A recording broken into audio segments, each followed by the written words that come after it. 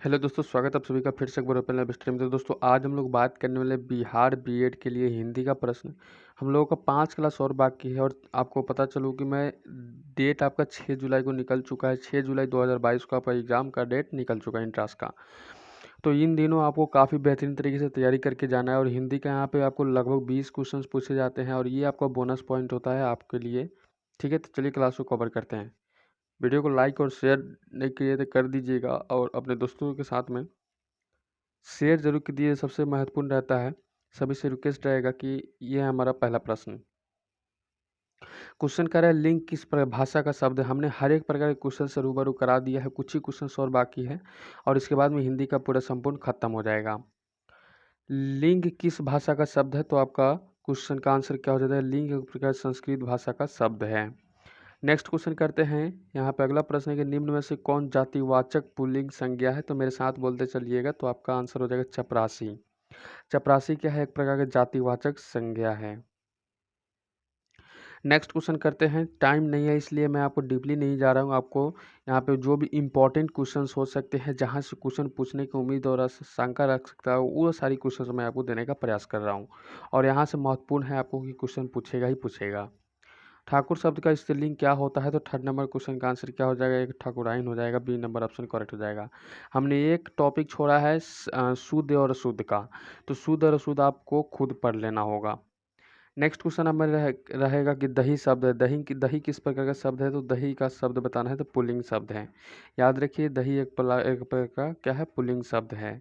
अगला प्रश्न है कि लिंग भेद में किसका रूपांतरण नहीं होता। लिंग भेद में किसका रूपांतरण नहीं होता है। लिंग भेद में किसका रूपांतरण नहीं होता है, तो सर्वनाम का रूपांतरण नहीं होता है। अगला टॉपिक देखते हैं कि निम्न में से कौन सा शब्द स्त्रीलिंग है। निम्न में से कौन सा शब्द स्त्रीलिंग है, तो आपको मैं बताता चलूँ कि लिंग में से क्या है कि स्त्रीलिंग जो है और हर शब्द स्त्रीलिंग है। अगला टॉपिक पूछेगा आपसे कि वचन के कितने भेद होते हैं। वचन के जो भेद होते हैं, तो आपको 2 भेद होते हैं। नेक्स्ट है आपके बोर्ड पे लगा हुआ कि निम्न में से बहुवचन शब्द कौन सा है। तो ये भी क्वेश्चन आपसे महत्वपूर्ण है कि बहुवचन शब्द पूछा जा सकता है। हस्ताक्षर। हस्ताक्षर क्या है, बहुवचन शब्द है। नेक्स्ट क्वेश्चन कहेगा हमारा कि किस शब्द का प्रयोग बहुवचन के रूप में होता है। तो 9 नंबर क्वेश्चन का आंसर कहिएगा कि रात एक प्रकार का क्या होता है, बहुवचन का रूप होता है। नेक्स्ट प्रश्न आपसे फिर से पूछने वाला है कि चिड़िया शब्द बहुवचन क्या होता है। चिड़िया शब्द बताना है, बहुवचन क्या होता है, तो चिड़िया। यहाँ पे एक टॉपिक आपसे हमेशा पूछा जाता है, चिड़िया किस प्रकार से शब्द बनता है। तो ये चीज़ याद रखिएगा, यहाँ से इंपॉर्टेंट क्वेश्चन रहेगा। किस संज्ञा का बहुवचन रूप नहीं होता है। तो जिस संज्ञा का बहुवचन रूप नहीं होता है वो द्रव्यवाचक होता है। क्या होता है, द्रव्यवाचक के सेम होता है, इसका बहुवचक रूप नहीं होता है। जैसे 500 का 500 ऐसे नहीं कर सकते, 1000 रुपये का 1000 रुपया ऐसे नहीं कर सकते। तो द्रव्य है तो द्रव्य ही रहेगा, यानी कि 500 है तो 500 डायरेक्ट ही बोला जाता है।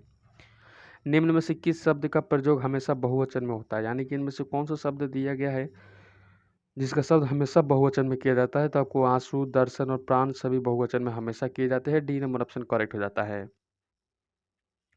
आइए अगला प्रश्न देखते हैं कि प्रत्येक शब्द का प्रयोग सदा होता है, यानी कि प्रत्येक शब्द का प्रयोग क्या होता है, सदा होता है, यानी कि हमेशा होता है। तो थर्ड नंबर क्वेश्चन का ये क्वेश्चन आपको याद रखना है। क्या याद रखना है, एक वचन हमेशा के हमेशा याद रखते चलना है।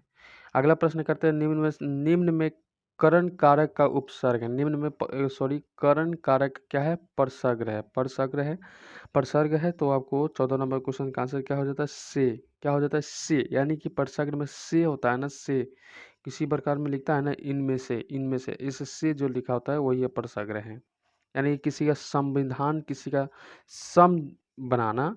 ठीक है, अगला टॉपिक आते हैं। अगला टॉपिक आपके बोर्ड पे लगा हुआ है कि रवि का भाई बीमार है, वाक्य में कारक कौन है। ऐसे क्वेश्चन आपसे बहुत बार पूछा जाता है, वो खाना खाता है, इसमें करण कारक कौन है, कारक कौन है, ऐसे प्रश्न पूछे जाते हैं। तो 15 नंबर क्वेश्चन का आंसर क्या हो जाता है, संबंध कारक। कौन सा आते हैं, संबंध कारक, यानी कि रवि का भाई क्या होता है, संबंध जोड़ने का प्रयास कर रहा है।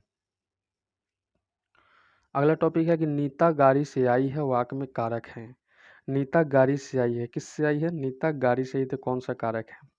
तो सबसे पहले हम लोग बात कर लेते हैं, नीता किससे आई है, तो गाड़ी से आई है। ठीक है, तो गाड़ी क्या हो जाता है, करण कारक है, यानी कि कर्म कर रहा है, इसलिए करण कारक आपका सही हो जाते हैं। अगला क्वेश्चन देखते हैं यहाँ पे। लीना, क्वेश्चन आपसे पूछा जा सकता है कि लीना बिल्ली से डरती है, रेखांकित अंश में कारक बताना है। रेखांकित अंश में क्या हो जाता है, कारक बताना है, तो 17 नंबर क्वेश्चन का आंसर क्या हो जाएगा, अपादान। ठीक है, अपादान याद रखिएगा। अगला टॉपिक आपके बोर्ड पे लग चुका है कि यह कंबल भिखारी को दो रेखांकित अंश को कारक है, यानी कि आपको मैं बता दूं फिर से कि जो इसमें रेखांकित किया गया यहाँ से भिखारी को, इसमें कारक कौन है, इतनी सी बात कही गई है, तो आपको संप्रदान कारक है। क्या होता है, संप्रदान कारक होता है। नेक्स्ट क्वेश्चन है कि राम ने, यहाँ पे ध्यान रखिए रेखांकित वाले वर्ड को, राम ने मारीच को बाण से मारा, बाण मारा, रेखांकित में अंश कारक कौन है, अंश कारक कौन है, तो 19 नंबर क्वेश्चन का आंसर क्या हो जाता है, यहाँ पे कर्म हो जाता है, कर्म होता है, ए नंबर ऑप्शन सही हो जाते हैं। अगला टॉपिक यहाँ पे पूछेगा काल के कितने भेद होते हैं, क्वेश्चन कहेगा काल के कितने भेद होते हैं, 20 नंबर क्वेश्चन का आंसर हो जाता है काल के, मैं बताता चलूँ 3 भेद होते हैं। काल के कितने भेद होते हैं, 3 भेद होते हैं। बिल्कुल सही जवाब सभी का कि वह जाता होगा, सभी साथ साथ क्वेश्चन का आंसर करते प्रयास करते चलिएगा। वह जाता होगा, तो 21 नंबर क्वेश्चन का आंसर क्या हो जाता है, सी नंबर, संदिग्ध वर्तमान, क्या हो जाता है, संदिग्ध वर्तमान, सी नंबर ऑप्शन सही हो जाते हैं। अगला टॉपिक आपसे पूछा जाए कि चाची आई है में कौन सा भूतकालिक भेद है, कौन सा है भूतकालिक भेद है, 22 नंबर क्वेश्चन का आंसर क्या हो जाता है, आसनन भूत, आसनन भूतकाल। ठीक है, आइए अगला टॉपिक पर चलते हैं। अगला टॉपिक, यदि वर्षा होती तो फसल अच्छी होती, भेद कौन सा है, अगर वर्षा होती तो फसल अच्छी होती, तो 23 नंबर क्वेश्चन का आंसर क्या हो जाता है, हेतु हेतु भाद्भूत, हेतु हेतु भाद्भूत। यह क्वेश्चन पूछा हुआ है 2020 के एग्जाम में, 21 में भी पूछा गया था सेम क्वेश्चन।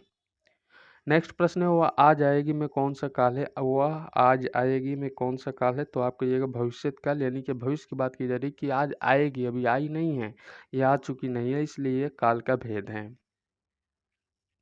नेक्स्ट क्वेश्चन है, शायद आज रीता आए में कौन सा भविष्य काल भेद है। अब यहाँ पे भविष्य काल के अंदर भी भेद होते हैं, तो आपको बताना है कि शायद आज आए रीता आए, शायद आज रीता आए में कौन सा भविष्य काल भेद लगा हुआ है, तो आपको बताना है कि संभाव्य भविष्य काल, क्या हो जाएगा, संभाव्य भविष्य काल। तो इस तरह से हमने सारे इंपॉर्टेंट क्वेश्चंस को किए, यहाँ पे जितने भी काल से संबंधित, लिंक से संबंधित हम लोगों ने क्वेश्चंस करा।